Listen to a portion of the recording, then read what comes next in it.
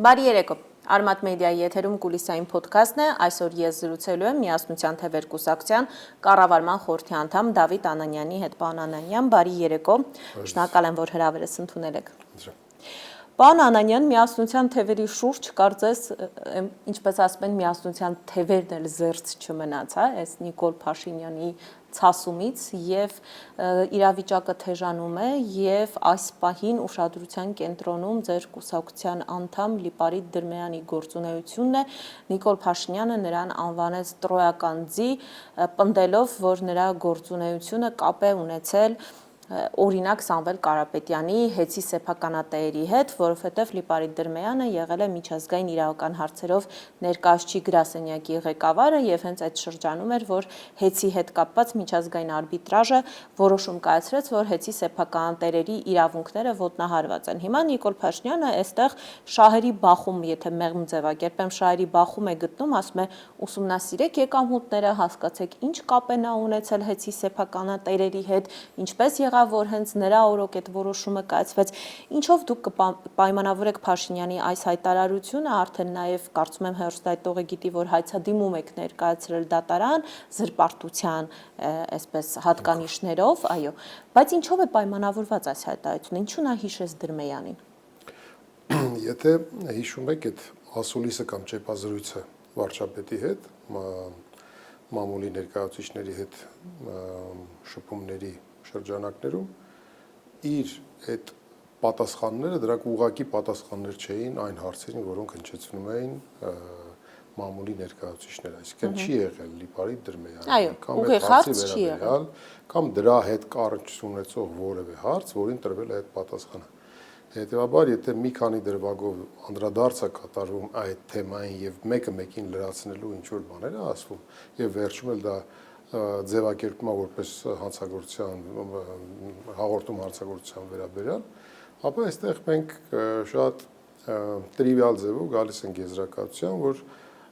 դա թերևս պատրաստված սցենար էր, նախապատրաստված եւ պլանավորված այդպիսի սցենար էր,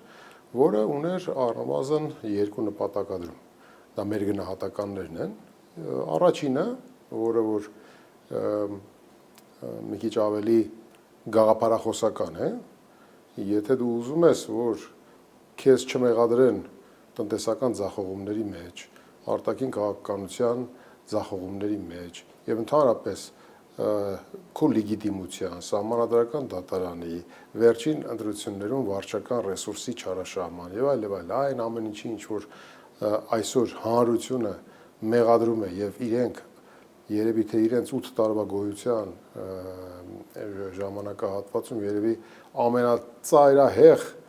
ոչ լեգիտիմի խարանը կրող այս ժամանակահատվածում իրենք պետք է մտածեին նոր հերոսների մասին, ճակերտավոր ասած։ Կամ հակահերոսների։ Գիտեք, ինչ հերոսների մասին է խոսքը, որ այնպիսի հերոսներ, որ նախկին հերոսները, որոնց վրա որ կառուցվում էր ամբողջ գաղափարախոսական բանը, սպառված էին, մաշված են այդ հերոսները, ըստ էության իրենք տեղեկատվական առումով արդեն չեն հետաքրքրում հանրությանը եւ պետք են նոր հերոսներ։ Եվ Լիպարիտ Դրմեյանը ինքը քաղաքական առումով երկնակամարում ծակողաստեղ է կարելի ասել եւ ինքը իր հարվարդյան եւ շատ բարձր կրթություն ունեցող այդ կերպարը հակադրվում է ուղղակի պետական համալսարանում հաճախում ունեցող մի անձի ընկալումների հետ։ Այսինքն դրանք երկու իրար հետ որևէ աղերս չունեցող երկու անձիկ են։ Եվ այդ երկու անձը ըստ էության ներկայացնում են այսօրվա դիզոնանսը։ Կամ մի հատ պայծառ կերպար, որը իր ամբողջ կյանքի ընթացքում դրսևորել է իրեն որպես բարձր քաղաքացի, պատասխանատու քաղաքացի, կորպորատիվ քաղաքացի, հայրենասեր քաղաքացի, անկախ նրանից ինքը սովորելիս է եղել արտասահմանում ծառայության է եղել մարդու իրավունքների եվրոպական դատարանում որոշակի գործունեություն է իրականացրել, թե կառավարությունում ինչ որ գործունեություն է իրականացրել, թե դրանից հետո գործունեություն է իրականացնել, մարդը ունի իր հետագիծը, որը անշեղորեն գրել է, տարել է։ Հարմար թիրախ է եւ կարծում եմ Լիպարիտ Դրմեյանը դեռ վերջին թիրախը չի ընտրված։ Այդպիսի թիրախավորվելու են այն անձիկ, ովքեր որ դառնալու են քաղաքական, այսպես ասած, քաղաքական այսօրվա օրակարգը խլելու այն անձիկ, որով որ այսօրվա իշխանությունը Նիկոլ Փաշինյանը իր օրակարգն է վերաթարմացնում, ինքը գնում է նորից այն նույն ձեռագրով, ինչ որ իրեն հաջողվել է տարիներ շարունակ, այսինքն ինքը օրակարգ թելադրող է, հետևից գնացողները իր թելադրած օրակարգը, այսինքն կրակը մարողների դիրքերից են հանդես գալիս։ Պարոն Անանյան, հիմա այստեղ հստակեցում, Նիկոլ Փաշինյանը պարզապես Լիպարիտ Դրմյանի օրինակով փորձում է այսպես տեղեկատվական օրակարգ ստեղծել, թելադրել, ուշադրություն շեղել, թե հա, դա 3-ից 1-ն էր, ես շարունակեմ։ Խնդրեմ, ես ուզում եի հարցնել, թե կոնկրետ միասնության թևերի հետ կապված է նա խնդիր եւ ոչնչոտ տեսնում, խնդրեմ։ Առաջինը ծրագրավորված էր թիրախավորել հենց Լիպարիտ Դրմեյանին կամ ավելի ճիշտ Լիպարիտ Դրմեյանով սկսել օրակարգը կամ թիրախավորումները կամ նոր թարմ թիրախներ ընտրելու այդ վարքագիծը։ Երկրորդը օրերը հենց այս ժամանակահատվածում արդեն կա օրինագիծ, որով որ ըստ էության Հայաստան էլեկտրացանցերի բաժնետոմսերի առումով գերակաշռ է հայտարարվել եւ այդ ըստ էության այդ բաժնետոմսերը հետ վերցնելու կամ այլ կերպ ասած հեծը ռեկվիզիցիայի ենթարկելու գործընթացը մեկնարկել է։ Հիմա տեսեք, դրանք զուգահեռներ են։ Կա անձ, որը այդ թեմայի շուրջ տվել է իր անկախ փորձագիտական եւ մասնագիտական գնահատականը եւ դրա արդյունքում կորցրել է իր աշխատանքը, այսինքն հեռացրել են իրեն աշխատանքից։ Եվ այսօր կա այդ օրակարգը, հեծը պետք է ռեկվիզիցիայի ենթարկել։ Դա նշանակում է, որ բացի նրանից, որ ինքը հանրությանը պետք է հիմնավորումներ ներկայացնի, նաև արտաքին աշխարհին, որովհետև ամենայն դեպս օտարերկրյա ներդրումների ներհոսք Հայաստան հիմա հնարավոր չի, որովհետև օտարերկրացի պոտենցիալ ներդրողները տեսնում են, որ շատ դյուրին ձևով հնարավոր է, որ քո ձեռքից ուղղակի խլեն քո բիզնեսը։ Եվ որպիսի բավականաչափ նաև ինքը հիմնավորումներ ունենա, ինքը պետք է այս դրամատիկ սյուժե ստեղծի։ Այսինքն նաև կառավարության ներսում կար անձ, որը որ ինսայդերական տեղեկատվական ինչ-որ արտահոսքեր էր անում, նա տրոյական ձի էր, հասկանում եք։ Այսինքն մի առաջինը նա էր, որ ընտրում ենք նոր թարմ թիրախ, երկրորդը կամուրջն ենք գցում այսօրվա հեծի ռեկվիզիցիայի գործընթացի հետ կապված, որպեսզի ավելի ջուրինացնի, եւ երրորդը գալիս է քաղաքական ընդդիմադիր դաշտը ըստ էության համախմբելու, ճակերտավորված համախմբելու եւ թիրախավորելու։ Միասնության թևերը արդեն նաև ուժեղ Հայաստանը համախմբելու վատ առումով, հա։ Այո, որտեղ նաև առավոտյան Նարեկ Կարապետյանի տանխուզարկություն եղավ, չէ՞։ Այս ամեն ինչը մի մեծ համայնապատկերի տարբեր կտորիկներ են, փազլներ են։ Այս փազլները դրանք հավաքվում են։ Այսինքն ոչ թե հարցը հենց Լիպարիտ Դրմյանի անձն էր, այլ առնվազն այս 3 նպատակադրումների մեկնարկն էր։ Եվ ես կարծում եմ, որ իմանալով եւ պատկերացնելով Նիկոլ Փաշինյանի անձը, ես կարծում եմ, որ այդ սցենարը դեռևս քննարկման ժամանակ ինքը ուղղակի անոնսավորել է։ Դեռ այդ սցենարը միջև վերջ պլանավորված չէր։ Շտապել է, այսինքն։ Իմ կարծիքով, այո։ Ինքը ուղղակի առումով նաև իմպուլսիվ հայտարարություններ։ Այո, իմպուլսիվ հայտարարություններ, բայց նաև մենք տեսեք հայտարարություն եւ դատախազության կողմից անմիջապես բան, չէ, վարույթ ընդունելու ներողություն, ընթաց տալու վերաբերյալ հայտարարություն։ Մենք բազմաթիվ հայտարարություններ ենք արել։ Այդ թվում նաև Սահմանադրական դատարանում, երբ որ վիճարկում էինք ընտրության արդյունքները, հենց նույն Լիպարիտ Դրմյանը, մեր ներկայացուցիչը, մեր ներկայացուցիչներից մեկը,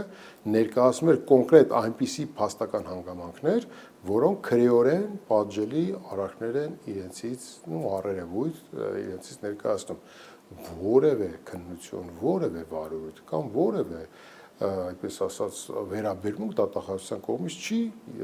արժանացել այդ գնահատականը։ Նկատի ունեք ուղիղ հրահանգ է Այո, հետեւաբար մենք ինչ ենք ասում, ասում ենք, որ Նիկոլ Փաշինյանը ըստ էության այսօր ուզուրպացիայի է ենթարկել ամբողջ պետական համակարգը։ Ինքը միանձնյա է կառավարում։ Ինքը ոչ թե հաղորդում տվեց հանձնագործության մասին, այլ ինքը ուղղակի հանձնարարական տվեց։ Այսինքն ինքը ընտրեց մեղավորին,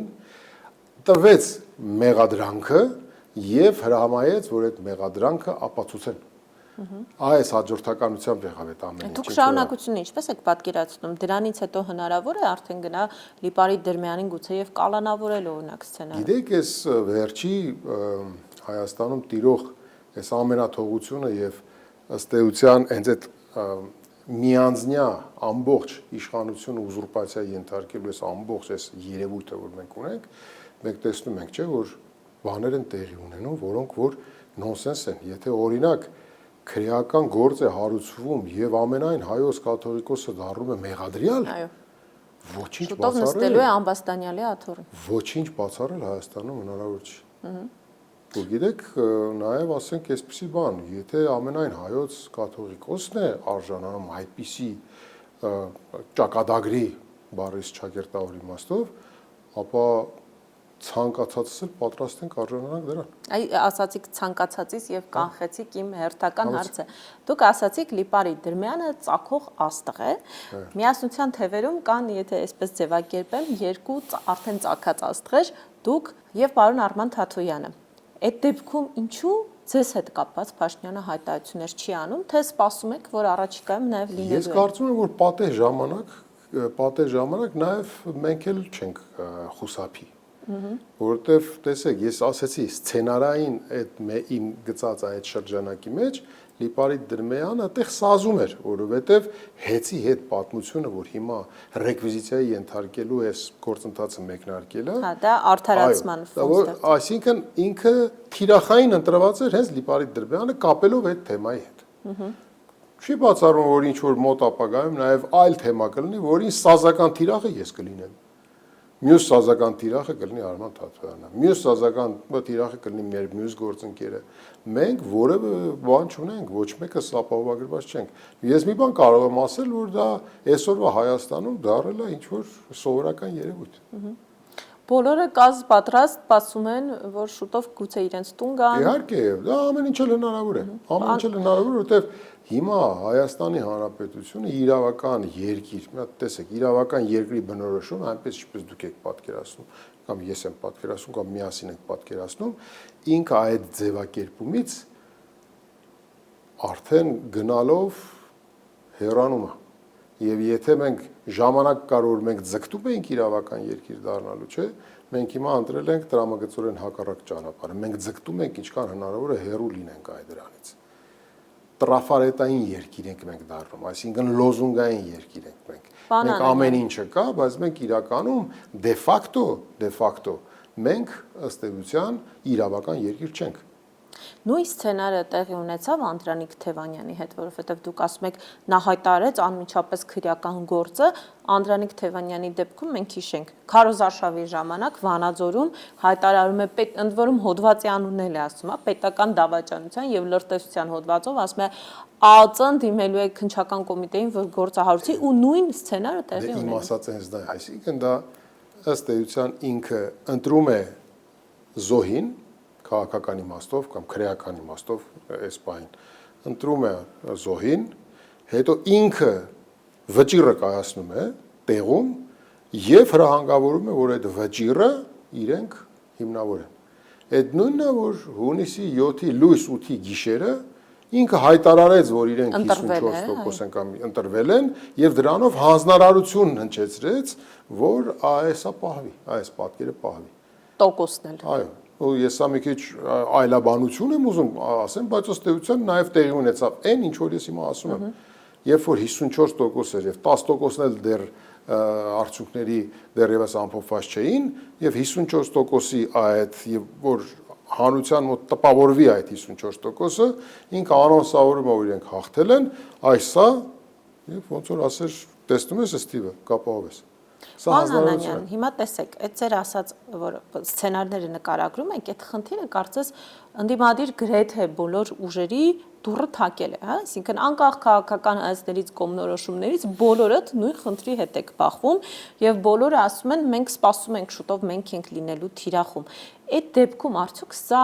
կարևոր առիթ չէ, որ ընդդիմությունը կարողանա գոնե այս երևույթների դեմ համախմբված պայքարել։ Ու նայեք, համախմբում է ինքը Դեռ ես քաղաքական օրակարգի մասին չեմ խոսում, ռեպրեսիաների։ Սա այն թեմաներն են, որոնք որ լրության ձայնով ըստ էության համախմբում կա, որովհետև եթե դու տեսնում ես, որ անձը հանիրավի դատապարտվում է կամ ասենք ինքը թիրախ է ընտրվում եւ նրա հանձնարարությունը տրվում մարմիններին, որպեսզի իրենք այդ իրենց գործողություններն իրականացնեն, դու դատապարտում ես, դու մասնակցում ես դրան,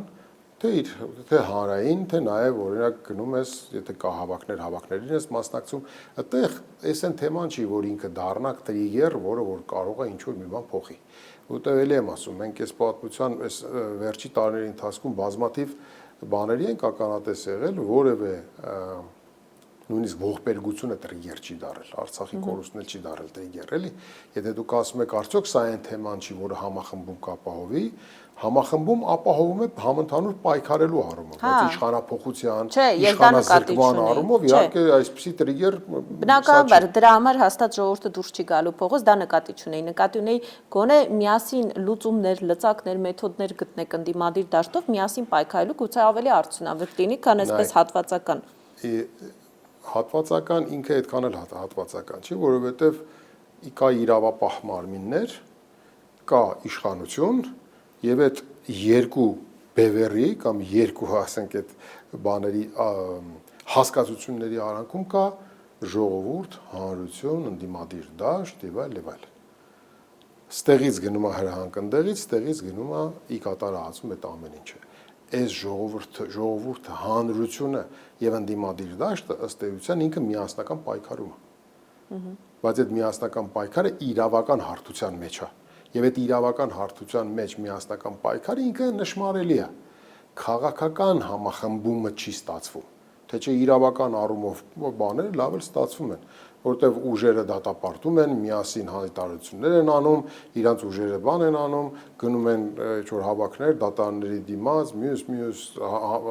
միասին սոլիդարություն են, այսինքն այդ ամեն ինչը երևում է։ Եվ այդ ամեն ինչը ինչ ուզում ես արա իրավական առումով ինքը դատարանների վրա, իրավապահ մարմինների վրա այդ ճնշումները կամ այդ սոլիդարությունը, ինչպես դուք ձևակերպեցիք, չէ, ինքը պատշաճ կամ բավականաչափ ազդեցություն չունի, որովհետև այսօր կա իրավապահ մարմին, կա հանձնարարություն տվող անձ։ Լավ, ո՞րն է ազդեցությունը։ Սրա լուծումը ո՞րն է։ Սրա լուծումը իշխանազրկումն է։ Սրա լուծումը քաղաքական է։ Իրավական լուծում չունի։ Դրա համար եմ ասում, բոլորը, այո, դուք ճիշտ եք ասում, բոլորը ասում են, այո, հաջորդ կարող եմ ես լինել, այո, հաջորդ կարող ենք մենք լինել։ Բայց տպավորություն է, որ նստած սպասում են բոլորը։ Նույնիսկ եթե նստած սպասում ենք, նայեք, դրան այլընտրանքը գիտեք որն է, փախած մնալն է։ Կամ դու փախած մնաս որ որ չգտնեն, հա, կամ տանը պետք է նստած սպասես, տենաս ինչ են անում։ Մյուսը իրականը քաղաքական պայքարն է։ Դու արա այն ինչ որ պարտավոր ես, քաղաքական պայքարը շարունակի, փորձի այս ամբողջ այդ էմոցիան ժողովրդի վերածի քաղաքական բանի ռեֆորմացիայի ինչ որ մի հատ հրաշք բանի, կայծի, դու դրանով զբաղվի։ Թե չէ քրեական առումով քեզ կտանեն, չեն տանի,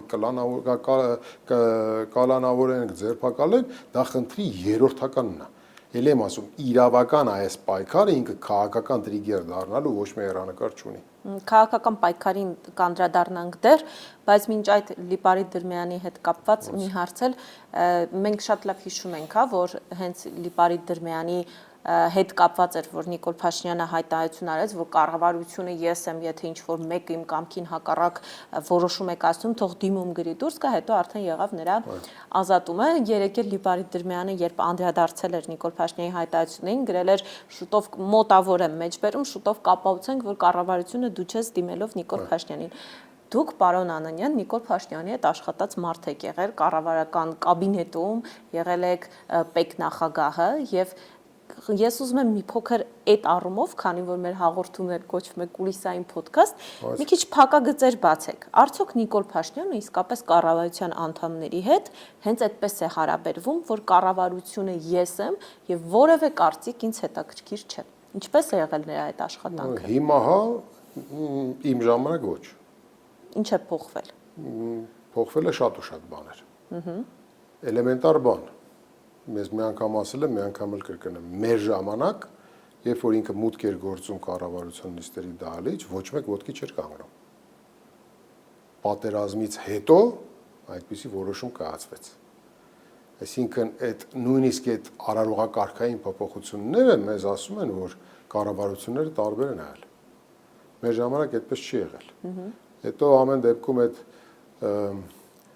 հեղափոխական ալիքի վրա եկած իշխանությունը, որը դեռ վայելում էր ժողովրդի բարձր մեծ բանը, չէ՞։ Ավելի ժողովրդավար էր։ Ինքը եթե ներսում ժողովրդավար չէր, ապա ինքը պարտավոր էր ավելի ժողովրդավար երևար։ Եվ կառավարությունում կար պոլեմիկա։ Իհարկե ինքը իր որպես անձ ինքը նաև ուներ այն բնավորության գծեր, ինչ որ հիմա, բայց այն ինչ որ հիմա շատ ավելի ցայտուն է եւ այդ Լյուդովիկոս 14-ի շապիկը ինքը հակել է, այն ժամանակ ինքը չուներ, որտեղ դրա կարիքը չուներ, որտեղ ժողովուրդը այդ շապիկը ինքն էր հագցրել իրեն։ Ինքը ժողովրդի կողմից արդեն ընկալվում էր որպես միանձնյա եւ դրա համար ինքը ներողամտորեն հետ էր կանգնում այդ դիր ոչ ժողովրդավարություն, կառավարություն, մենք բոլորս միասին ենք։ Ինքը նույնիսկ ժամանակին քաղաքացիական պայմանագիր կուսակցության նախագահը չէր, չէ՞, ինքը նաև ժողովրդավարություն, այդտեղ նայեք, երբ որ ժողովուրդը քեզ արդեն քո փառքի գագաթին հասցրել է, դու էլ Լյուդովիկոս 14 ինքնահռչակելու այդ անհրաժեշտությունը չունես։ Հետևաբար նաև պսևդո ժողովրդավարական այդ ամեն ինչը տեղը պահես։ Այ մեր ժամանակ այդպես էր։ Մեր ժամանակ նույնիսկ բաներ կար, որ անդիմանում էր, ասում էր, չէ, այսպես պետք է լինի, ինքը ասում էր, լավ, դե որ ասում ես, թող այդպես լինի։ Այդպես է եղել այն ժամանակ։ Իսկ ինչու չաշխատեցիք։ Ես իհարկե գիտեմ, որ էլի ձեզ այդ թեմայով հարցազրույց վարել եմ, բայց շատ ժամանակ է անցել եւ հեռուստատողը գուցե չի լսել կամ գուցե մոռացել է։ Ինչու չաշխատեցիք նրա այդ բան Անանյան։ Պեկ նախագահի պաշտոնից դուրս գալու որոշումը իմն է եղել, ես սեփական իմ դիմումը գրել դուրս եմ եկել։ Այո, բայց կադրեն քաղաքականության հետ չէ կապված։ Եվ ինքը ընդդիմանում էր, ինքը չէր ուզում։ Եվ իմ դուրս գալուց հետո մեր փոխհարաբերությունները մինչև նոյեմբերի 9-ը, այսինքն հունիսի 6-ից մինչև նոյեմբերի 9-ը մենք գաղափարական բան չենք ունեցել իրար հետ։ Հակասություն։ Իհարկե։ Ես նույնիսկ պատերազմի առաջի օրերին իրեն գրառում եմ արել անձնական նամակագրությամբ իմ զորակցությունն եմ հայտնել, իմ պատրաստակամությունն եմ հայտնել, թե որտեղ է իմ անհրաժեշտությունը, որտեղ կարող եմ ծառայել եւ այլ։ Հասկանում եք։ Իմ մինչև նոյեմբերի 9-ը երեկոնում, նոյեմբերի 10-ի առավոտ շուտ ես չեմ ունեցել գաղափարական խնդիր հետ։ Հետևաբար իմ աշխատանքից դուրս գալը ինքը եղել է զուտ գործառնական կադրային հարց, որը չեմ ուզի իմանալ այդ։ Բայց այդ կադրային հարցի դեպքում էլ չէր զգացվում այդ միանձնյա կառավարումը, այսինքն օրինակ խառնվել Պեկի կադրային քաղաքականությանը։ Նայեք։ Որի դեմ եք դուք կարծես ըմբոստացել։ Այո, իհարկե այդպիսի բաներ կար, բայց դրսևորումներն էին տարբեր։ Այն ժամանակ այո կար այդ ցանկությունը կար, բայց դու կարողանում էիր ընդդիմանալ, որովհետև այն ժամանակվա կառավարությունը ներկառավարական այդ մարմինների միջև փոխհարաբերությունները մի քիչ ավելի առողջ էին, այնքանով ինչքանով կարելի է պատկերացնել, որովհետև եկել էր ժողովրդական ալիքի վրա մի իշխանություն, ձևավորել էր կառավարություն, մանավանդ գիտեք որ կառավարությունն է, երբ որ Դաշնակցությունն ուներ քվոտա, երբ որ Բարգավաճ Հայաստանն ուներ քվոտա, այսինքն տարբեր քաղաքական ուժերից բաղկացած ինչ որ սկզբի մի քանի ամիսը։ Այո, ինչ որ կոալիցիոն կառավարություն այդպիսի մի տպավորություն կար։ Բայց հոկտեմբերին Դաշնակցությանը հայտարարեց, չէ, ասաց ես ձեզ հեռացրել եմ։ Այո, մինչև հոկտեմբեր, բայց նաև հոկտեմբերից հետո գալիս է դեկտեմբերի 9-ի խորհրդարանական ընտրությունները, որտեղ եւս շատ մեծ ժողովրդական քվե են ստանում իրենք։ Երևի թե Հայաստանի պատմության մեջ երկու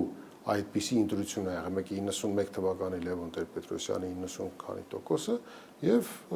պարլամենտական ընտրությունների 18 թվականի դեկտեմբերին։ Դրանից հետո իրանք ստացան շատ մեծ բան եւ այդ երբ որ ժողովրդի կողմից այդ լեգիտիմությունը դու վայելում ես, դու այդտեղ նաեւ ներողամտություն է քո մոտ առաջանում, դու լինես ավելի ժողովրդավար, քան քո ներսում դու ինքդ քեզ գնահատում ես։ Տարբերություն կա։ Հասկանում եք, իսկ երբ որ պատերազմից հետո դու ինքնահաստատման խնդիր ունես, դու պետք է ասենք վերակերտես քո, այսպես ասած, կերպարը, դու սկսում ես այլ բաներ անել։ Մտնում ես կառավարության նիստերի դահլիճ, բոլորը պետք է զգաստ կանգնեն։ Մտնում ես միտեղ պետքա բոլորը կանգնեն, պետքա գլուխ խոնարեն, գլխար քանեն, պատիվ տան, այսինքն բաներ կան, որոնք արարողակարգային առումով նույնիսկ կայացման խնդիր ունես դու։ Հետևաբար հետ պատերազմական ու ավելի շատ 21 թվականի խորհրդարանական ընտրություններից հետոյի Նիկոլ Փաշինյանն ու կառավարությունը շատ տարբերվում են մինչև պատերազմը եղած կառավարություններից։ Շատ տարբեր։ Իսկ այս ընտրություններից հետո, այսինքն գնալով ավելի է վատամ եւ դուք ասացիք այդ ժամանակ ժողովուրդն էր նրան հռչակել Լյուդովիկոս 14-րդ, հիմա նա ինքնահռչակ է, պարոն Անանյան։ Այո, հիմա ինքնահռչակվել, հա, ինքնահռչակ Լյուդովիկոս 14-րդն է եւ ինքը պետքա ռեպրեսիաներով պահի այդ իր կերպարը։ Եվ քանի գնում է, դուք տեսնում եք, որ ավելի խստանում են ամեն ինչ, բոլոր գործիքակազմը, ամբողջ գործիքակազմը ամենախիստ բաներով իրագործվում է։ Եվ բաներ կան, որ նույնիսկ մեր հայկական մենտալիտետին, որ մենք համարում ենք, որ դա մեզ հարիր չի, բայց օրինակ օրենսդրությամբ նախատեսված ծայրահեղ ինչ որ մի հատ պատժամիջոց է, դա եւս կիրառվում է։ Օրինակ, ասենք, կին պատգամավորի նկատմամբ կալանավորման եւ իր անչափահաս ներողություն երեխայի հետ շփումները սահմանափակելու, այսինքն բաներ կան, որ դու ասենք բարձր հոգեվոր դասի նկատմամբ քո վերաբերմունքը կրկնվեն, բայց ամենայն հայոց կաթողիկոսին որպես մեղադրյալ ներգրավելը, սա մի նոնսենս է, հասկանում եք։ Հետևաբար, տեսեք, ամեն ինչ գալու է օգոստոսի 2-ին Կիրակի օրը, այդ նիստից սկսած ուրվագծվելու է այն ամեն ինչի ինչ որ տեղի ունենալու մոտ ապագայում։ Այ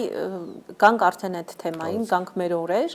ինչ է ակնկալում, ինչպիսին է լինելու այս խորհրդանը, ինչպիսին է լինելու Նիկոլ Փաշինյանի պահվածքը, ինչ սպասենք մենք օգոստոսի 2-ից հետո, նաև մի քիչ երկար հարցը շարադրեմ, ես շատ լավ գիտեմ, երևի հեռուստատողն էլ գիտի, որ դուք ինչ որ առումով կողմ եք եղել, որ ընդդիմությունը մանդատները վերցնի կամ դեմ չեք եղել, եթե այսպես ասեմ, Ես չեմ հայտնել հրապարակային այդպիսի տեսակետ։ Բայց դուք միշտ ձեր հարցազրույցներում ասել եք, որ եթե այնտեղ կարող են ինչ որ անելիքներ ունեն եւ այլն, ես դեմ չեմ, որ վերցնեն մոտավորապես, լավ, խնդրեմ, դուք արդեն հիմա դուք կոնտեքստը եկեք բանանք։ Ես առանձին անդրադարձ չեմ կատարել մանդատները վերցնել չվերցնելու, որովհետեւ նախ ինքս չեմ համարել եմ, որ սխալ է, որ մի քաղաքական ուժ, որ մասնակցել է ընտրություններին եւ չի հաղթահարել շեմը, կարծում եմ, որ նաեւ քաղաքական ու բարոյական առումով ինքը ճիշտ չի, որ շեմը հաղթահարած քաղաքական ուժերին ասի վերցրեք մանդատները կամ մի վերցրեք մանդատները։ Ես ուրիշ բան եմ ասել եմ, եթե համընդհանուր քաղաքական պայքարի մեջ մանդատներ վերցնելը պայքարի մի սեգմենտն է, ուրեմն այո, պետք է վերցնել։ Պատկերացրեք, ինչ եմ նկատի ունեցել։ Եթե դու զուգորդում ես փողոցային պայքարը պարլամենտական պայքարի հետ, եթե դու ժողովրդի հետ, գյուղացիների հետ շփումներում գնում ես, խոսում ես, բացահայտում ես, այս գյուղատնտեսության հետ կապված տնտեսական այս հարաբերությունների հետ կապված փորձում ես այդ ամեն ինչը տրիգեր սարքես, փողոցային ընդվզումներ հրահրես բառից քաղաքական իմաստով եւ դրա հետ միասին քեզ պետքա որ դու ազգային ժողովի ամբիոնը օգտագործես որպես լրացուցիչ պայքարի միջոց գործիքակազմ, այո, մանդատները վերցնել տեղի է։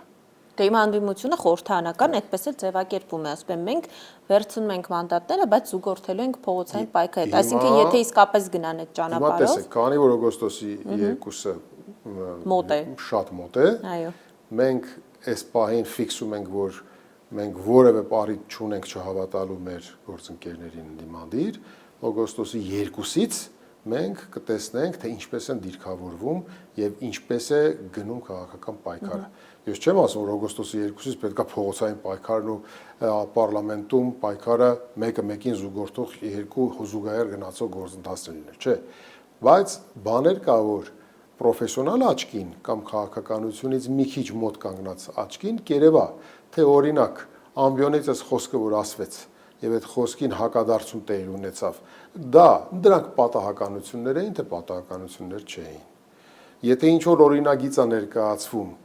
այդ օրինագիծը, առաջի օրինագիծը որ ներկայացվում է, դրա կոնտեքստի շուրջ քննարկումները ինչ բովանդակություն ունեն։ Բաներ կան, խոսույթներ կան եւ վարքագիծ կա, որը տեսնում ես, օրինակ Հայաստան դաշինքն ու ուժեղ Հայաստանը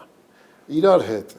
պարլամենտական առումով համագործակցությունը երևում է, չի երևում, ինչպես են դիրքավորվում, տարբեր բաներ կա։ Իրական երկու քաղաքական ուժերի իրական առաջնորդները Ռոբերտ Քոչարյանը եւ Սամվել Կարապետյանը, որոնք որ մի պահ այս պահին հետ քայլ են կատարել եւ իրենց փոխարեն երկրորդ, երրորդ, չորրորդ համարի քաղաքական գործիչներն են վերցրել էստաֆետը։ Դա մարտավարական քայլ է, թե մարտավարական քայլ չի։ Այս բոլորը մոտ ապագայում երևալու է։ Հետևաբար մենք տեսեք, մեր գործընկերները ինչ որ ասում են, մենք դա ընդունում ենք որպես գիտություն։ Մենք ազդարարում ենք, որ մենք պայքարի անմասն չենք մնալու, ունենալու ենք մեր դերակատարումը, բայց ուշով հունիսի 7-ի նույնիսկ այն ընտրությունները, որոնք որ մենք բնորոշում ենք որպես խայտարակ ընտրություններ, բայց ընտրությունների արդյունքների հետ կապված արդեն կա որոշակի վերադասավորումներ քաղաքական դաշտում։ Հետևաբար մենք լինելով արտախորհրդարանական քաղաքական ուժ, առաջին հերթին մենք ուշով հետևելու ենք մեր խորհրդարանական տիտղոսային ընդդիմադիր գործիչներին, ընդդիմադիր քաղաքական ուժերին։ Այստեղ արտախորհրդանական ուժերը բացի հետևելուց, այս դիտորդի մի քիչ կոպիտ է հնչում, կոպիտ է հնչում, բայց երբ ուշով հետևել, կարծես դիտորդի կարգավիճակը։ Դրանից դուրս ինչ անելիք ունեն արտախորհրդանական ուժերը, ու մի հարցել, երկուսի այս կոմբինացիան, համագործակցությունը խորհրդարանականի ու արտախորհրդարանականի, որտեղ կարող է ստացվել եւ տեղի ունենալ։ Փողոցային պայքարում մեկ, երկրորդ զանազան օրակարգերում, որոնք որ նաեւ իրենից ենթադրում են միջազգային հանրության, միջազգային որոշակի դերակատարում ունեցող ուժերի, կենտրոնների, երկրների հետ աշխատանքներում ջանքերը համատեղելու են։ Միջազգային ատյաններում ջանքերը համատեղելու են։ Միասին օրակարգեր ձևավորելու գործընթացներում։ Այո, դրանք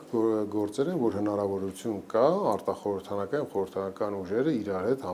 միասին եւ համախմբված գործեն։ Պիտի ասեմ կանխելով ձեր հարցը, որ այդպիսի բաներ, պայմանավորվածություններ կամ հանդիպումներ դեռ այս պահին չկա, որովհետեւ երևի հանուն արդարության պիտի ասենք, որ տիտղոսային ընդդիմադիր ուժերը այսօր երևի թե նախապատրաստվում են հենց 9-րդ նոմբարման առաջին նստաշրջանի առաջին նիստին, որովհետև դա շատ կարևոր է։ Դա այդտեղ իրենք պետք է ազդարարեն եւ դիրքավորեն իրենց, որով որ մենք արտախորհրդականներս եւ հանրությունը, ակտիվ հանրությունն առաջին հերթին տեսնելու է, թե մոտակա, ասենք, ավելի ակտիվ ֆազայում ինչպիսի պայքար է սպասվում մեզ պարլամենտական եւ ոչ պարլամենտական կամ արտապարլամենտական կուլիսներում։ Հետևաբար չկա որևէ պայմանավորվածություն, չկա որևէ օրակարգ այս պահին, որոնք որ համենայն դեպս Միասնության թևեր քաղաքական կուսակցությունը քաղաքական այդպիսի օրակարգեր ձևավորել դեռ որևէ մասնակցություն չի ցուցաբերել։ Պարոն Անանյան, ենթադրենք թրիգերներ են լինում, ու օրինակ խորհրդարանական ընդդիմությունը հայտարարում է, որ փողոցային շարժում ենք հենց հիմա սկսում, փողոցը պետք է գեներացնել։ Միասնության թևերը կմիանա, այսինքն կգնա հենց փողոց կանգնելու այդ խորհրդարանական ուժերի կողքին։ Իհարկե, նայեք, որ ասում եք կգնա, ցանկացած բանի մենք պատրաստ ենք։ Եթե հայտարարողը դուք չլինեք։ Եթե օրինակ իրենք հայտարարեն։ Կապ չունի հայտարարողը։ Եթե օրակարգը, այնպիսի օրակարգը, որը իշխանափոխության իրական բաները պարունակում եւ գաղափարախոսական առումով ընդունելի է մեզ համար, իսկ գաղափարախոսականը նաեւ, ասենք, օրենսդրության շրջանակներում չի, օրենքի տարին համապատասխան չի, տարբեր բաներ կա։ Այսինքն մենք օրինակ Միասնության թևեր կուսակցությունը ինքը ցանկացած օրինական միջոցներով իշխանափոխություն իրագործելու ցանկացած օրակարգին կողմ է։ Հետևաբար այդ ամեն ինչը պետք է դրա շրջանակներում լինի։ Եթե ասացի, այդ բոլոր եթեները եթե կան, իհարկե մենք կանք, ամենտեղ էլ կանք։ Ու մենք մեր այդպիսի դիրքավորումը ցուցադրել ենք եւ նաեւ մեր բաներով, թե հայտարարություններով, թե հանրային բաներով անընդհատ կրկնում ենք դա։ Այսինքն այստեղ խնդիր չի լինի, օրինակ նախաձեռնողը ով է։ Օրինակ եթե ասեք, այ մենք նախկինների հետ չենք ուզում ասոցացվել, ենթադրենք Ռոբերտ Քոչարյանի ուժի կողքը չենք ուզում կանգնել եւ միասին պայքարել։ Հնար է նման խնդիրներ լինեն։ Այդտեղ կարա թուրին բռնում լինի։ Մենք Հայաստան դաշինքի հետ չենք ասել, որ Հայաստան դաշինքի հետ ճամփա չունենք գնալու։ Մենք այսպեսի հայտարարություն չենք արել երբեք։ Եվ հիմա էլ չենք անելու։ Մենք միայն մի բան ենք ասել ժամանակին, մենք ասել ենք, որ մենք կարծում ենք, որ նախկին նախագահներից ոչ մեկը չպետք է մտնի ակտիվ քաղաքականություն, այսինքն մենք ընտրությունների մասնակցելու մասով այդ վերապահումն ենք ունեցել, բայց դա չի նշանակել երբեք մենք որևէ դեպքում չենք ասել, որ մենք չենք համագործակցի, բան չենք անել։ Մենք ասել ենք, որ չենք համախմբվի, նախընտրական մեկ ցուցակով չենք գնա։ Այո, գաղափարական առումով մենք մեկ չենք իրար հետ։ Բայց ընտրությունների արդյունքներով, փաստացի արդյունքներով մենք բազմիցս ասել ենք, որ փաստացի ինչ որ կունենանք գետնի վրա, իհարկե պետք է նստենք եւ զրուցենք եւ այլ եւ այլ։ Հետեւաբար կապ չունի, թե ով է օրակարգ դնողը։ Կապ ունի, թե այդ օրակարգին մենք կողմ ենք, թե չէ։ Գաղափարական առումով դա մեր օրակարգն է, թե չէ։ Գաղափարական առումով ես չեմ ուզում հիմա շատ ծանրանանք, թե ասեն գաղափարականը ինքը նաև աշխարհակաղակական բևեռներ, երկրներ, բաներ, այդ ամեն ինչ պետքա դու հաշվի առնես։ Այս առումով շատ կարևոր է։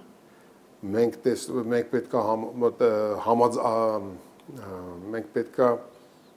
տեսնենք, որ դա մեր համար տեսանելի լինի, որ դա որևէ արտաքին ուժի կողմից հրահրվող օրակարգ չի։ Դա էլ է մեր համար շատ կարևոր։ Նա մենք պետքա տեսնենք, որ հայկական օրակարգ է։ Մենք տեսնենք, որ դա շատ բաներ կա, որ պետքա տեսնենք։ Եթե տեսնում ենք, որ այո, այս ամեն ինչը, ինչ որ նշեցի, եւ բաներ կա, որոնք որ հետո կարող ենք եթերից դուրս խոսել, այո, այդպիսի օրակարգերը մենք պատրաստ ենք մասնակցենք, որևէ խնդիր չկա։ Բայց մենք ունենք մեր օրակարգերը։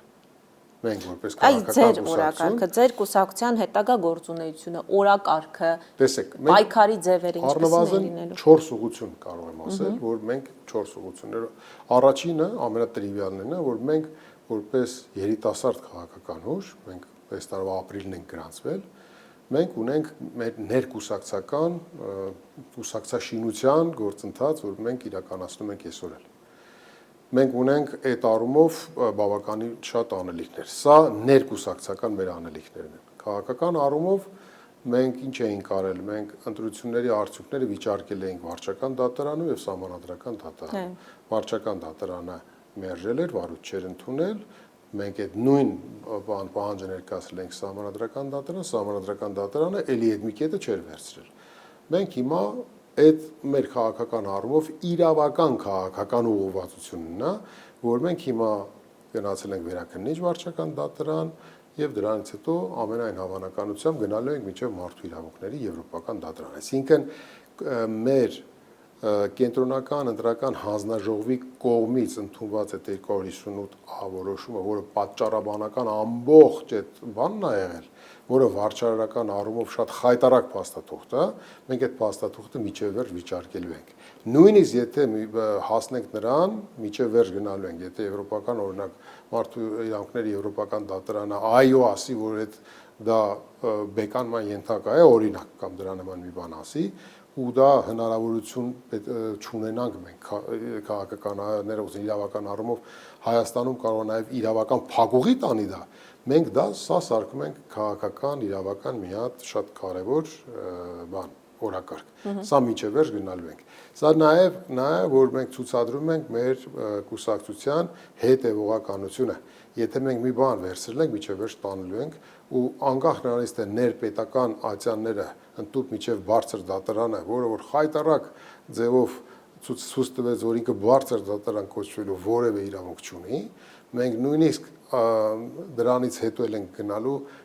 ենք եվրոպական դատարան եւ մեր արդեն ասի իրավական առումով դա մեր Իսկ առանձին քաղաքական օրակարգ դա իրավական քաղաքականն է։ Մյուսը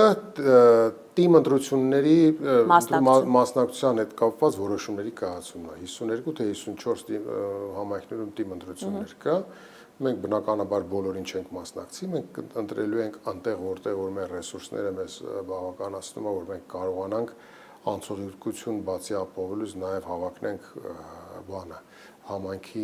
համայնքի ղեկավար ընտրելու այդ բանին, այդտեղ մենք որոշակի անելիքներ ունենք։ Սա մյուս ուղղությունն է։ Եվ չորրորդ ուղղությունը բնականաբար ուշով հետևելն է ներքաղաքական զարգացումներին։ Նաև ներքաղաքական զարգացումների օրակարգեր ձևավորելու մենք ինքներս օրակարգեր ձևավորելու ենք եւ ներկայացնելու ենք մեր գործընկեր, այդ նաեւ տիտղոսային ընդդիմության մեր գործընկերներին։ Այսինքն ակտիվ քաղաքականության հնարավոր է գուցե դուք ինքներդ անեք հավաքների, փողոցային պայքարի եւ այլ նման օրակարգերի նախաձեռնողը դուք ինքներդ չի բացառում, դրա համար եմ ասում, այսինքն նաեւ քաղաքական իշխանափոխությանն ուղղված քաղաքական պայքարի օրակարգերի ձևավորում։ Այս 4 ուղղություններն առնվազն, որ մենք իրականացնում ենք, որից մեկը ներկուսակցական կուսակցաշինությունն է, այն 3-ը արդեն հստակ ուղղություններ են, որ պետք է գնանք։ Սահմանադրական նաեւ մի նպատակ կար սահմանադրական նաև հանրակրվե կազմակերպելու այդպիսի բան ունենք մենք, նպատակ ունենք, բայց կարծես թե արդեն կենտրոնական դրական հանձնաժողովը գրանցել է այդպիսի նախաձեռնություն կա օգոստոսի 2-ից ստորագրահավաք է սկսելու։ Մենք ուշով կհետևենք, թե դա ինչ ճակատագրի է արժանանալու։ Ինչի մասն է խոսքը։ Կուսակցությունը Ալյանսը կարծեմ դիմել է կենտրոնական դրական հանձնաժողովին, հանրակրվե անցկացնելու նախաձեռնողական խումբը ներկայացրել է, նախաձեռնությունը արդեն կենտրոնական դրական հանձնաժողովը գրանցել է եւ օգոստոսի 2-ից կարծեմ 60 օր ժամկետ ունի 200,000 ստորագրություն հավաքելու Հայաստանի Հանրապետությունում հանրակրվե անցկացնելու։ ԵԱՏՄ մնալու թե ԵՄ գնալու այդ օրակարգին։ Այսինքն Փաշինյանը չի անում հանրահավաքը, ներողություն հանրակրվեն Փաշինյանը չի իրականացնում եւ ասենք պրոռուսական մի քիչ բանը, պրոռուսական քաղաքական ընդդիմադիր կեցվածք ունեցող ուժեր կան, որ այդ նախաձեռնությունը արդեն սկսել են։ Երբ ասում եք մինչ դա կար ձեր օրակարգում, չէ, մենք այդպիսի օրակարգ ունեինք, բայց այդ օրակարգը այլ էր, ոչ թե այդ թեմայով, այլ մենք ուզում ենք սահմանադրության փոփոխություն իրականացնելու էլի այդպիսի նախաձեռնություն, որպեսզի օրինակ սահմանադրության նախաբանը դառնա փոփոխման ոչ ենթակա։ Այսինքն 202 հոդվածով։ Այսինքն կանխեիք սահմանության այն փոփոխությունը, որը հիմա դա մտածում ենք, որ կարելի է անել եւ դրա վերաբերյալ արդեն աշխատանքային որոշակի քննարկումներ ունենք եւ ուզում ենք իրականացնենք, իմացանք, որ այդպիսի նախաձեռնություն կա հանրակրվե անցկացնելու լրիվ ուրիշ օրակարգով, բնականաբար այս պահին հիմա ձեռնպահ ենք մնում, բայց մնալու ենք տեսնենք թե ինչ է լինում։ Պարոն Անանյան, կարող է նաև դրա անհրաժեշտություն լինի, մենք այդ նախաձեռնությամբ եւս փորձենք կրկին հանդես գալ։ Նախաբանի սահմանության։ Գանք մի փոքր այդ ԵԱՏՄ, ԵՄ այս կոնֆլիկտին, դրան ձեր նաև ոչ միայն քաղաքական, այլ նաև մասնագիտական գնահատականն եմ ուզում, ստեղծված իրավիճակին, ընդհանուր եթե գնահատական տակ, ինչ իրավիճակում է հիմա Հայաստանի Հանրապետության քաղաքացին եւ առհասարակ Նիկոլ Փաշինյանը ինչ իրավիճակում է հայտնվել, առաջին անգամ է, որ Ռուսաստանի Դաշնության նախագահը չի շնորհավորում ընտրված վարչապետին, չի խոսում նրա հետ, Փաշինյանը ինքն է այդ հեռախոսազանգը նախաձեռնում եւ ամենօրյա ռեժիմով նրան ասում են ընտրությունդ կատարիր, նոր մենք քեզ հետ կխոսենք։ Ձեր գնահատական այս իրավիճակին։ Գիտեք, տենց շատ բան պետք չի գնահատել, թե վայ չի շնորհավորել, չի շնորհավորել, դեռ ոչ մի քաղաքական բան չկա։ Չի ուզել չի շնորհավորել։ Դա հիմա ինքը գիտի, կարող է նեղված է կամ դրա համար ասում չի ուզել չի շնորհավորել, բայց դա քաղաքական կատեգորիա չի։ Նայեք։ Բայց դրանից հետո հետևանքները, տնտեսական հետևանքները։ Այն պահից սկսած, երբ որ Փաշինյանը կսկսի պրոռուսական վարքագիծ դրսևորել, արդեն կշնորհավորի։ Չեն շնորհավորելու էլ իրեն։ Բայց աշխատելու են իր հետ։ Նայեք, նույնիսկ օգոստոսի 2-ից հետո, չէ, նայեք, կառավարությունը արդեն հրաժարական է տալիս եւ Նիկոլ Փաշինյանը առաջադրվում է վարչապետի տեխնացու, նախագահը հաստատում է այդ տեխնացությունը, կառավարությունն է ձևավորում եւ այլ, չէ։ Փաստացի այդ կառավարությունը երբ որ վերա ձևակերպվի կամ այդ կառավարությունը ձևավորվի, Ռուսաստանի իշխանությունները եւ Ռուսաստանի Դաշնության նախագահը աշխատելու է այս կառավարության հետ։ Նույնիսկ ուլտիմատումային իր վարքագծով աշխատելու է։ Հիմա շնորհավորելա թե չի շնորհավորել, դրանք ինչ-որ լիրիկական զեղումներն են, ոչ մի բան չի նշանակում։ Բայց եթե ասում են գիտական առումով, արարողակարգային առումով դա ապտակ է երկրին, բայց այդ չի նշանակում, որ իր հետ չեն աշխատելու։ Նա Չինաստանն էլ չի շնորհավորել, բայց աշխատելու է, իհարկե աշխատելու։ Լավ, բայց Ռուսաստանի արդեն կանգ դեպի բովանդակություն։ Ռուսաստանի Փաշինյանի հետ աշխատելը ինչ է նշանակում, դա ինչ բովանդակություն է ունենալու, որովհետև հիմա տեսնում ենք տնտեսական սահմանափակումներ, ամեն օր մի սահմանափակում է մտցվում, երեկվա Փաշինյանի ռուսական երկաթուղիների հետ կապված հայտարարություններից հետո այնտեղի նախարարը ավելի խստացրեց, ասաց ԵԱՏՄ շուկայից որ դուրս գա գազի գինն էլ ձեզ համար էլ նույնը չի լինելու, հեսա շուտով ձմեռ է մոտենում, այդ աշխատելը ինչ բովանդակություն է ունենալու։ Բովանդակությունը հետևյալն է։ Տեսեք, Ռուսաստանի Դաշնության նախ այդ պատժամիջոցներն ու վարքագիծը ինքը ողջունելի չի։ Նախ մենք պետքա հասկանանք ու արձանագրենք, որ ինչքան էլ որ դու փորձում ես տնտեսական գործիքակազմ կիրառես, քո որոշումները ակնհայտ քաղաքական են ու ակնհայտ քաղաքական որոշումները ուղղված են մեկ անձի՝ Նիկոլ Փաշինյանի։ Բայց եթե դու ասում ես, որ եղբայրական հայ ժողովուրդը եւ այլն, դու ինչ որ անում ես եղբայրական հայ ժողովրդին ես պատժում։ Սա պետք է իրենք հասկանան։ Եվ Ռուսաստանի Դաշնությունը կարծում եմ, որ փորձագիտական առումով պետք է աշխատի ավելի ճիշտ փորձագիտական համայնքի հետ Հայաստանի, որովհետև իրենք չեն բանանում, որ լավ չեն կարողանում ներկայացնել իրենց փորձագետները, որ իրենց այս վարքագիծը ոչ թե միայն Նիկոլ Փաշինյանի վարկանիշն է իջեցնում, փորձ տալիս, որ նա վարկանիշ ինչքան ուզում է իջացել լինի, ինքը կարողանում է պահել իր իշխանությունը, այլ հակառուսականության մեծ ալիքը գնալով ավելի բարձրանում է։ Այսինքն այսպիսի վարքագիծը ինքը հակառուսականությունն է սերմանում ամբողջ հանրության մոտ։ Սա պետքա գիտակցեն ռուսաստանյան բոլոր այդ կուլիսները։ Սա մենք պետքա նախ արձանագրենք։ Երկրորդը Ռուսաստանն ունի իր շահերը։ Բնականաբար։ Ռուսաստանն ունի իր շահերը, հիմա այն ինչ որ ինքը անում է, դա կոշտ գործիքակազմով ուզում է ցույց տա, որ ինքը իր շահերը որևէ ձևով չի զիջելու։ Մտրակի քաղաքականությունն է։ Հիմա դա է։ Եվ եթե մեզ թվում էր, որ Ռուսաստանը պետք է իր շահերը զոհի հանուն մեզ էնել հանուն այն ժողովրդի, որը իրականում չի ուզում իշխանափողություն իրականացնի, հասկանում եք, այստեղ շատ բարձր բան դիլեմա կա։ Մի կողմից Ռուսաստանի արածը արած չի, բայց մի կողմից էլ հասկանալի է, որտեղ իր պետական շահը դա պահանջում։ Այս իշխանությունների օրոք Ռուսաստանից կախվածությունը անգամներով մեծացել է։ Եթե նախկինում մեր տնտեսությունը խարսխված է Ռուսաստանի տնտեսության հետ եւ այո, առնվազն 5-6 ուղղությամբ զբոսաշրջության, էներգետիկայի, արտաքին առևտրի, տրանսֆերտների, այսպես կարելի է բանել թվարկել, այդ բոլոր առումներով Ռուսաստանը եղել է առաջինը։ Բայց այս իշխանությունների օրոք ոչ մենակ մնացել է առաջինը, այլ իր առաջնահերթությունը կամ առաջին այդ հորիզոնականը ինքը անգամներով ավելացրել։ Հետևաբար, եթե դու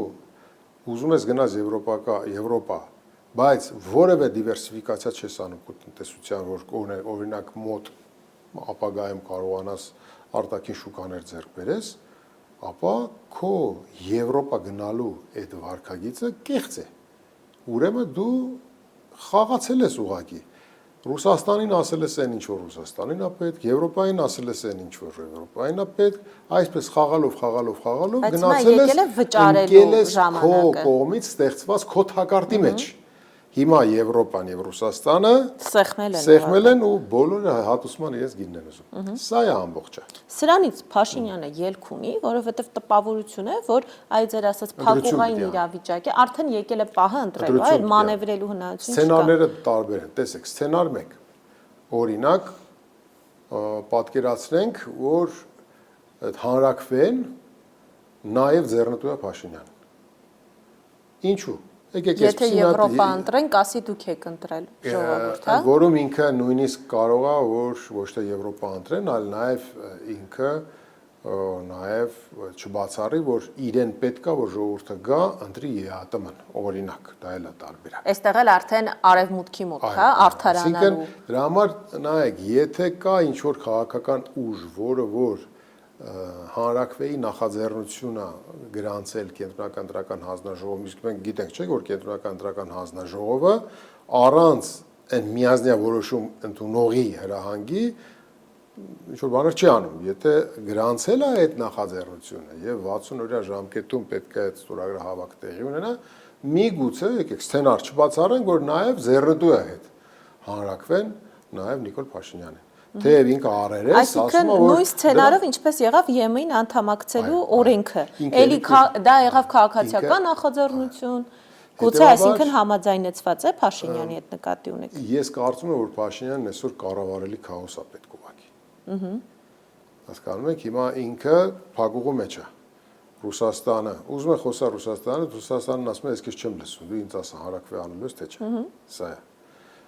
Եվրոպան էլ առանձնապես չի խոսում իր հետ, որտեղ Եվրոպան էլ իր այս վերընտրվելու, աչքերը փակելու, մոնիտորինգ իրականացնելու, այս ամբողջի գինը հիմա հատուցում ուզում է իրանից։ Ուտեղ գլխավոր դերակատարը Ֆրանսիայի նախագահն է։ Հասկանում եք, իսկ Ֆրանսիայի նախագահը ոնց որ թե գնացող ֆիգուրա։ Եվ այնտեղ, եթե նայենք, Ֆրանսիայում շատ հետաքրքիր բան է տեղի ունեցել։ Լպենի ընտրվելու իրավունքը, երբ որ սահմանափակվել էր, այդ սահմանափակումը հանել են։ Ամենայն հավանականությամբ հաջորդ Ֆրանսիայի հաջորդ նախագահն լինելու է Լպենը, ազգայնական։ Այո։ Եվ ես չգիտեմ, թե այդ Ֆրանսիան ինչպիսի Ֆրանսիա լինելու Հայաստանի համար։ Հետևաբար այսօր ամեն դեպքում Լպենը եվրոինտեգրման հանդեպ շատ սկեպտիկ հայացքներ ունի, մենք էլ ուզում ենք գնալ եվրոինտեգրման ճանապարհով։ Դե դրանք տեսեք, այն ինչ որ մենք հիմա խոսում ենք, առնվազն հաջորդ տարվա իրադարձությունների մասին է խոսքը։ Նիկոլ Փաշինյանը կարծում եմ այսօր ինքը պլանավորում է խիստ կարճաժամկետ նպատակներ։ Այսինքն գնացող է։ Այո, իր քաղաքական բանը, այսպես ասած, քաղաքական կյանքը երկար չի թվում իրեն, եթե ինքը չփորձի խուսանավի։ Էլի այն նույնը պետք է անի, ինչ որ անում է Ռուսաստանում գնա խոսի այն ինչ որ իրանցապետ Եվրոպայի, բայց քանի որ հիմա գնացել է մի փակուղային իրավիճակ եւ իր դրա պատասխանը ըստ էության հայ ժողովուրդն է հիմա տալիս։ Չէ՞, տնտեսական այս ամբողջ այս կոլապսը մեր գլխին է։ Էներգակիրների թանկացումները մեր վրա լինելու է եւ այլ։ Հիմա շատ կարեւոր բան։ Ինքը պետք է ստեղծի կառավարելի քաոս։ Իսկ քաոս ստեղծելու համար օրինակ շատ լավ կլինի, որ նաև ինչ ա եղել սահմանադրական ինչ որ բան լինի, հանրաքվե լինի, ինչ ա եղել որ։ Թող հանրաքվե լինի, հանրաքվեի արդյունքներում իրենք սովորել են, թե ինչպես կարելի է ընտրություններում հավելյալ ձայներով ինչ որ լրացուցիչ բաներ, այնտեղ կտեսնենք, թե իրականում ինքը ինչ էր ուզում։ Այսինքն Փաշինյանը ըստ ձեզ դեմ չէ գնալ դեպի Ռուսաստան։ Սցենարներից մեկն է, այո։ Սցենարներից մեկն է եւ նա արևմուտք գնալու նպատակներ չունի։ Ավելի հավանական է, որ ինքը դեպի Ռուսաստան է գնալու, քան արևմուտք։ Ինչու՞։ Որովհետեւ Ռուսաստանից կտրվելու իր բանը, գինը շատ ավելի կտրուկ է լինելու, շատ ավելի ցավոտ։ Իսկ Եվրոպայինը ոչ։ Որովհետև Ռուսաստանից կտրվելուց հետո իր աթոռը կարող է սասանվել, հա։ Այո։ Դա կարող է լինել շատ կարևոր տրիգեր, որ ժողովուրդը նրա հրաժարականը պահանջի։ Մենք էլ գիտենք, գրպանին ենք լիք սցենարներ կա, ես հիմա սենց համ խոսում եմ, չեմ ուզում շատ ծանրացնեմ, բայց դե զրույց է, սա կարող ենք քննարկել։ Մեկ սցենարներից մեկը դա էր։ Երկրորդ սցենարը Եվրոպա ասելով մենք նկատի ունենք, որ երբ որ մենք եվրոինտեգրման ենք գնում, այդ նշանակում է, որ թուրքական աշխարհը դառնում է մեր ըստ էության տեր ու տիրակալ այստեղ։ Մենք դառնում ենք ըստ էության Թուրքիայի եւ Ադրբեջանի խամաճիկային մի հատ պետություն, տարածաշրջան, էլի։ Եվրոպա ասած, դա Եվրոպան չի։ Եվրոպան շատ շուտվանից տարածաշրջանային ոստիկան կարգել է Թուրքիային։ Հետևաբար Թուրքիա եւ Ադրբեջան։ Այստեղ Նիկոլ Փաշինյանը մտածելու բան ունի։ Թուրքիա եւ Ադրբեջանի համար ինքը լավագույն տեխնացուն է, թե չէ, երկարաժամկետ առումով։ Իմ կարծիքով որ ոչ։ Թուրքիայի առումով ինքը ունի այսպես ասած օպոնենտներ,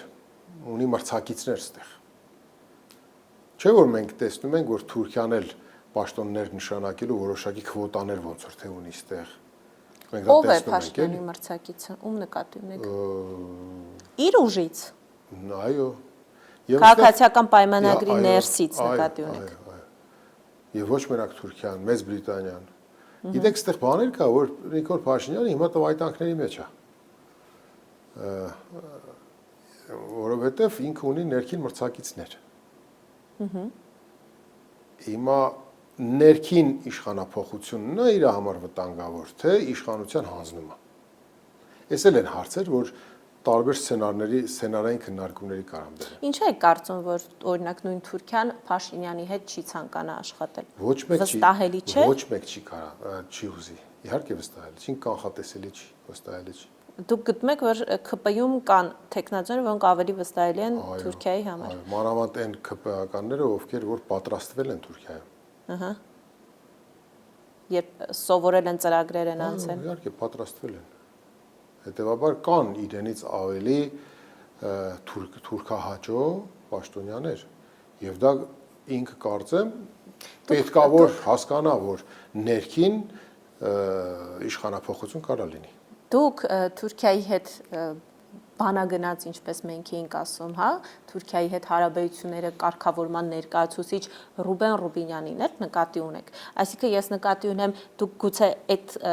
Ռուբեն Ռուբինյանի ազգային ժողովի նախագահ դառնալը նաև այդ սցենարի մի մասն եք դիտարկում, ես ուղիղ եմ, էլի հարցը տալիս։ Դե ես կարծում եմ, որ այո, դա Թուրքիայի քվոտայով է, օրինակ։ Ռուբեն Ռուբինյանի նշանակումը։ Դրա համար Ալեն Սիմոնյանը։ Օրինակ Թուրքիայի քվոտայով բացառում եք։ Եվ գուցե նայել ձեր ասած վարչապետի տեխնացուն լինի Թուրքիայի համար։ Կարող է։ Մենք սցենարներ ենք քննարկում։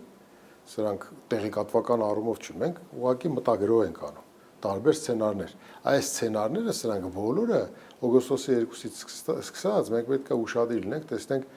ընդ որում էլի սցենարներ կար, բայց ես չեմ ասի հիմա դրանք էլ, որովհետև եթերը երևի չի երիքի, բայց այդքան կարևոր չեն։ Սցենարներ կան, որ տարբեր զարգացումներ կարան լինեն։ Մենք պետք է տեսնենք էլի այդ սցենարներից որն է իրագործվում։ Պարոն Անանյան, հիմա այս ստեղծված իրավիճակին Նիկոլ Փաշինյանը ինչ որ առումով փորձում է լուծում տալ, թե հակառակը ավելի է թեժացնում կրակը, նաև ես որպես մասնագետ ուզում եմ դուք գնահատական տակ Նիկոլ Փաշինյանի հայտարարություններին, երբ մեր տնտեսվարողները սահմանափակումների տակ են, նա դա խոսում է էլի Ռուսաստանի դեմ հայտարարություններ անում, բայց դրա հետ մեկտեղ օրինակ նա պիտակավորում է մեր արտադրանքը, օրինակ ձկնամթերքը, ասում է, ես ինքս չեմ ուտում այդ ձուկը։ Այս իրավիճակում լուծում է տալիս, թե ինչ է անում։ Ինձ թվում է, որ ինքը ավելի է սրում իրավիճակը, բայց դա չի նշանակում, որ դա օրինակ Ռուսաստանի հետ պայմանավորված չի, կամ, ասենք, ինքը նպատակով սրում է, որ հետո իրականացնի ժողովրդի կամքը։ Դեռ տարբեր բաներ կան։ Ասենք դու պետք է ոչ թե նայես, թե ինչ է ինքը ասում, չպետք է ասենք օրինակ մենք մտածենք, որ ինքը եթե Հարավկովկասյան երկաթուղու հնարավոր կոնցեսիոն պայմանագիրը հետ կանչելու ինչ որ գործընթաց սկսեց, ինքը դրանով հակառուսական մի մեծ քայլ է իրականացնում։ Ոչ, դրանք բոլորը Տրիգեր է տալիս, հա, Ռուսաստանը։ Իհարկե։ Հիմա իր կարծիքով ինքը հիմա աշխատում է բանով, տեսնի թե ում ներվերն են ավելի պինդ, էլի։ Ուղղակի այստեղ ինքը մի քիչ գերագնահատում է իր ֆիգուրը։ Եթե սա համաձայնեցված խաղ չի, ապա ինքը գերագնահատում է իր ֆիգուրը։ Նկատեք ուժը չի պատի Ռուսաստանի դեմ։ Գերագնահատում է իր ֆիգուրը։ Ինչ առումով։ Սա այն հայտնի անեկդոտն է, որ մոծակը գալիս է փղիտուն, դուրը զանգա տալիս, ասում է բարև բալես փղիձակն է էլի բացում, ասում է մաման տանն, ասում է ոչ, ասում է դե որ գա, ասես ժորա ձյաձան էր եկել։ Հասկանում եք, այդտեղ էլ է, չէ՞, մոծակը գերագնահատում իր մեծությունը։ Այդտեղ բաներ կան։ Չեմ ուզում ավելի շատ բան ասեմ, բայց ոնց որ թե ավելի շատ ասեցի։ Եվրոինտեգրման հետ կապված կարճ ուզում եմ ձեր մոտեցումը, միասնության թևերի մոտեցումը հասկանալ։ Դուք ըստ էության արևմտամետ հայացքներ ունեք։ Բայց դուք նաև ասում եք, որ եվրոինտեգրման այստեղ հովանավորը, կոպիտ ասած, կուրատորը Թուրքիան է եւ հնարավոր չի։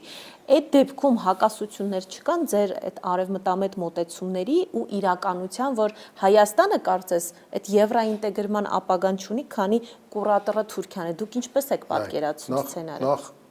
մենք ոչ թե Եվրոպամետ ենք, այլ մենք հայամետ ենք։ Ու մենք բազմաթիվ անգամ ասել ենք, մենք որևէ այլ բևեռների, այլ աշխարհակաղակական բևեռների մետ չենք։ Մենք հայամետ ենք։ Մենք կարծում ենք, որ պետքա լինի հայկական շահ դրած սեղանին, եւ այդ շահը պետքա հաշվի առնվի։ Եվ այդ շահը ով որ հաշվի կառնի, ուրեմն մեր բարեկամն է։ Բայց դա չի նշանակում, որ մենք օրինակ Եվրոպամետ ենք, ամերիկամետ ենք, ռուսամետ ենք, մյուսն ենք։ Մենք կարծում ենք, որ Ամերիկայի Միացյալ Նահանգների հետ մենք փոխհարաբերությունների մեծ բան ունենք, պոտենցիալ կա։ Այո, մենք դա գիտենք։ Այո, դա ասում ենք։ Եվրոպայի հետ, Եվրոմիության հետ մենք չենք ասել երբեք, բայց ասել ենք, որ Եվրոպայի երկրների, մանավանդ բարեկամ երկրների հետ մենք օրակարգեր ունենք, որ այո, մանավանդ այն երկրները, որոնք որ բնական դաշնակիցներ են։ Բնական դաշնակիցները Հունաստանը, Ֆրանսիան եւ այլն։ Հետևաբար մենք ոչ թե արևմտամետ ենք, այլ հայամետ ենք։ Ու երբ որ ասում ենք այսօրվա Եվրոմիությունը, մենք նկատի ունենք, որ ոչ թե Եվրոպան, այլ եվրո չինովնիկները Թուրքիային են նշանակել որպես տարածաշրջանային ոստիկան։ Մենք եվրո չինովնիկներին ենք շատ ու շատ դեպքերում բանանում, ավելի շատ իրենց մատնացույց անում, որովհետև այսօր Եվրոպան եւ եվրո չինովնիկները դրանք տարբեր բաներ են։ Եվրո ադմինիստրացիան եւ եվրո չինովնիկները։ Հա, բայց պետք է եվրո չինովնիկների հետ չէ աշխատել։ Եվ այդ կառույցներին կարող ես դու այդ աշխատել, բայց ավելի ջուրին է, երբ որ դու աշխատում ես եվրոպական երկրների հետ, որոնք որ Եվրոմիության այդ չինովնիկների հետ փոխհարաբերություններում նաեւ առաջ են տանում քու շահը։ Ստեղ ուղղակի մեր բախտը չէր բերել, որ օրինակ բարեկամ Ֆրանսիայի նախագահը Էմանուել Մակրոնն էր, ու այս ընթացքում ինքը ըստ էության լծվել էր եվրո չինովնիկների հետ միասնական օրակարգ ձևավորելու այդ գործընթացին։ Սա էր։ Հետևաբար նայեք, Եվրոպա ասելով մենք հասկանում ենք բարեկամ եվրոպական երկրներին առաջին հերթին։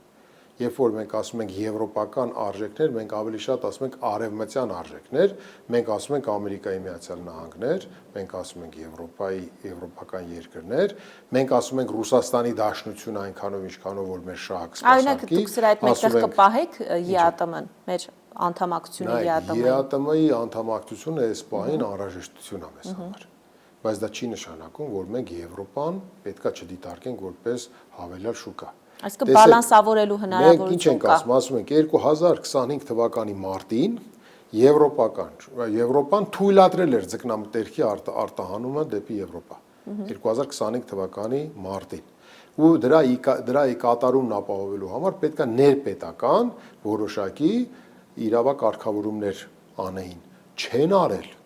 Եկել է 26 թվականի հուլիսին նոր այդ իրավակարգավորումներն անում են ու դա մատուցում են որպես բանի Եվրոպայի, ասենք, թույլտվություն։ Այն սա է, որ եթե դու ոչ մի բան չես անում, դրել ես մի տարի ոչ մի բան չես արել, այլ ընտրանքը չես արել, այս մեկ տարվա ընթացքում կարող էր ձկնամթերքի որոշակի խմբականակի համար Եվրոպայում աշխատանք կատարել։ Իհարկե կարող էր։ Հիմա նայեք, Ռուսաստանի Դաշնությունը 13-14 հազար տոննա տարեկան ձուկ է ընդունում Հայաստանից։ Եվրամիությունում մեր այս ֆորել կամ իշխան տեսակի ձուկը, չէ, ինքը բանի առումով, պոպուլյարության առումով 13-րդն է, այսինքն ինքը բավականին աշխատանք կա, տանելու, որ դու իրան պոպուլյարացնես Եվրոպայում։ Բայց նաև պետք է հաշվի առնես, որ այդ տեսակի դրա նման տեսակի մոտորապես մոտ մի 180,000 տոննա տարեկան սպառում է Եվրոպան այդ դրա նման ձկներ, որի գերակշիռ մասը Նորվեգիան եւ Թուրքիան արտահանում։ Այսինքն դու պետքա դիրքավորվես Եվրոպայի եւ Թուրքիայի հետ։ Չէ՞։ Ես սա ասում եմ ինչու, ձկնամթերքի օրինակը բերեցի,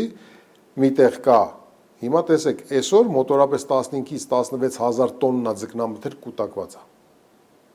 Մոտորապես այնքան, ինչքան Ռուսաստանի տարեկան սպառումն է, 15,000 տոննա են հենց նշում տնտեսվարողները։ Հիմա տեսեք, ռուսական շուկան կորցրել ենք, եվրոպական շուկա չենք կարող արտահանենք որևէ ձուկ։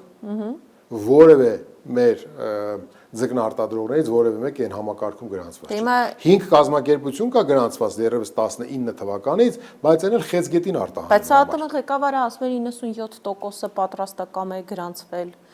թե դա բարդ ընթացակարգ է, մինչև գրանցվելը կարող ասենք զանգել են, ասել են հա ուզում ենք։ Բայց գրանցվելը ինքը ընթացակարգ է։ Այդ անմոռացա այդ համակարգի հետ։ Համակարգի մեջ գրանցել ինքը ընթացակարգային պրոցեդուրա է։ Հիմա չեմ կարող ասեմ, բայց 5 օր առաջվա տվյալներով մենք որևէ ձկնամթերք արտահանող չունեինք գրանցված այնտեղ։ Իսկ Փաշինյանի հայտարարությունից հետո առհասարակ կընդունեն մեր ձկնամթերքը, երբ երկրի ղեկավարը ասում է ես ինքս չեմ օգտվում այդ ձկից։ Թե դրանով նաև արդարացում է չընդունող կողմերին։ Դե ես չեմ ուզում, գիտեք, չեմ ուզում մեկնաբանեմ Փաշինյանի խոսքերը, որովհետև մեկ-մեկ դրանք, ասենք, անշնորհակալ գործ է, էլի, որովհետև չգիտես դա ինչու է ասել, ինչ կոնտեքստում կամ առհասարակ կոնտեքստից բխող էր թե չէ, էլի։ Հիմա իմ ասածը նա է, որ երբ որ Եվրոպա ու ԵԱՏՄ դնում ես իրար կողք, չէ, պետք է համադրելի։ Ձկնամթերքի առումով մի փոքր իրար հետ բան արեցինք, համադրություններ արեցինք, չէ։ Մենք հասկացանք, չէ, որ ձկնամթերքի առումով, եթե դու ուզում ես Եվրոպան դառնա օրինակ այլընտրանքային շուկա, դու տարիներ պետք է աշխատես։ Ընդ որում քո դեսպանատներին կցված քո առևտրային կամ բաները պետք է աշխատեն, պետք է գնան քո ձկնարտադրողների շահերը պաշտպանող որպես հանդես գան ընդ աշխատեն, էս անեն, դրանք տաժանակիր աշխատանք է։ Դրանից հետո դու կունենաս այդ ձուկը այնտեղ, շատ լավ ունեցի։ Բայց նաև պետք է սպառողին հասկանաս։ Եվրոպայի սպառողին, օրինակ Եվրոպան ոչ թե հում ձուկ ավելի շատ սպառող, այլ ձկնա ապխտած ձուկ կամ այնպիսի որոշակի վերամշակում անցած, ասենք ձկնամթերքի արտադրանք բանանողը։ Հետևաբար դու պետք է մտածես, որ ոչ թե ձուկը արտահանես, այլ այդ ձկի հետ կապված, օրինակ ֆիլեներ արտահանես, բանանես, սառեցված ֆիլեներ արտահանես։ Այսպես բաներ պետք է դու մտածեիր ու քո ձկնարդյունաբերության ներկայացուցիչների հետ քննարկեիր։ Դու ելի եմ ասում 25 թվականի մարտին ունեցել ես թույլտվություն Եվրոպայից ձկնամթերք բանանելու։ Բայց չեն կարել։ 1 տարի 3 ամիս դու ոչ մի մատիտ չես խփել, ներպետական որևէ բան ներքին իրավակարգավորներ չես ստեղծել, ձկնարդյունաբերության ժողովրդին չես կանչել, չես խոսել հետները, չես օժանդակել, որ իրան ուղղորդես իրանց նաև Եվրոպա, հիմա եկել ես ուզում ես ասենք թոս փչես։ Պարոն Անանյան, եթե ամփոփենք այս բլոկը ու ավարտենք շատ կարճ, փաստորեն դուք գտնում եք, որ այս պահին ԵԱՏՄ-ն որպես այդպիսին այլընտրանք չունի, որպես կազմակերպություն ես նկատեմ Հայաստանի համար, եւ հնարավոր է մնալ ԵԱՏՄ-ում եւ համադրել նաեւ Արևմուտքի եւ մասնավորեցնել, Եվրոպայի, Միացյալ Նահանգների հետ դրական հարաբերություններ, ճիշտ եմ հասկանում։ Այո, ԵԱՏՄ-ում մնալը պարտադիր անհրաժեշտություն է այսօր, բայց ոչ պակաս անհրաժեշտություն է նաև դրա հետ մեկտեղ դու դիվերսիֆիկացնես քո արտահանման շուկա։ Ընդ որում դու պետք է քո ամբողջ արտոնաբերությունը փոխես։ Ով։ Դե ինչպես ասում են, ինձ ստիպում են, պարտադրում են։ Բացարձակ։ Էքսկլյուզիվ հարաբերություններ են պահանջում, ինչպես ասում է Փաշինյանը։ ԵԱՏՄ-ի գործիքը օգտագործելով երրորդ երկրներ արտահանման քո պոտենցիալը բարձրացնելով ԵԱՏՄ-ն է զարգացնում, կավլիցի։ Այսօր ռուսը քո հետ կռիվ չունի, որ դու քո ապրանքը նաև Եվրոպա տանես։ Ոչ մի խնդիր չկա այդտեղ, կռիվը այդ չի։ Ինքը կռիվն է նա, որ հիմա դու մի հատ կողմնորոշվի, ստեղ ես, թե այնտեղ ես։ Այդքան բան։ Իսկ եղել են նաև հաջողված բաներ, երբ որ ԵԱՏՄ-ի գործիքակազմը, օրինակ, դու կարողացել ես օգտագործես եւ երրորդ երկրներից արտահանես ու ներմուծես։ Չէ՞ որ դու նաև Ռուսաստանի համար եղել ես բուֆերային որոշակի նշանակություն ունեցող։ Ինչի շնորհիվ մեր տնտեսական ցուցանիշները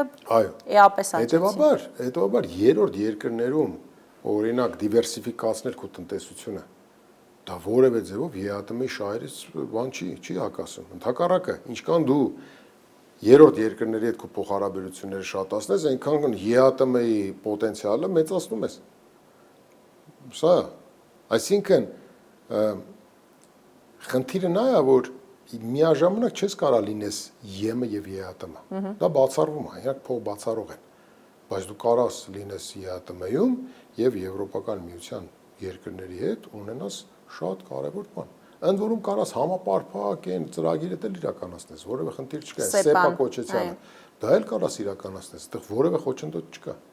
Եթե դու ասում ես ես ԵԱՏՄ-ում եմ, բայց նաև համապարփակ այդ ծրագիրն եմ իրականացնում, որևէ խնդիր չկա։ Դա էլի եմ կրկնում, Ռուսաստանին էլ է օգուտ, ԵԱՏՄ-ին էլ է օգուտ, ԵԱՏՄ անդամ մյուս 3 երկրներին էլ է օգուտ։ Շատ լավ, պարոն Անանյան, ես շնորհակալ եմ ձեզ։ Ես եմ շնորհակալ։ Ես հիշեցնեմ, որ զրուցում էի Միասնության թևեր կուսակցության կառավարման խորհրդի անդամ ՊԵԿ նախկին նախագահ Դավիթ Անանյանի հետ։ Մենք կհանդիպենք, լավ եղեք։